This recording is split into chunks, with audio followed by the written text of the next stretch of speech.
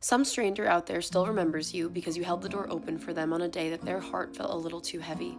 And you didn't think twice, you never do with things like that, but they did.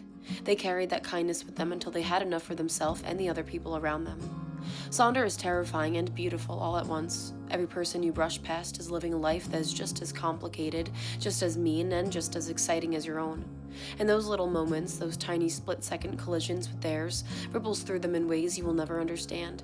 Maybe you once told a girl you liked her shoes, so casually it meant almost nothing. And she almost looked confused as she smiled, almost like she had forgotten how.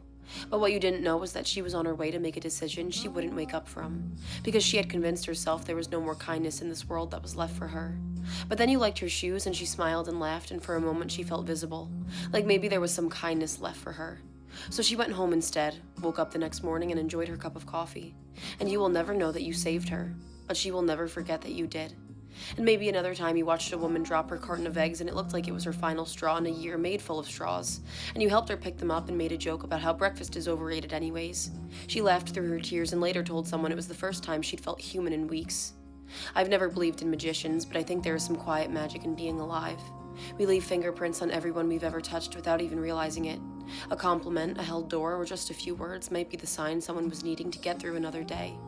You might think that you were insignificant, but you would be wrong in the most extraordinary of ways. Somewhere in someone else's mind, you were the reason they believed the world wasn't done offering them gentle things. You were the reason they stayed, and the reason that they tried again. You don't have to save the world to change it. Sometimes you just have to exist in it with a little bit of kindness.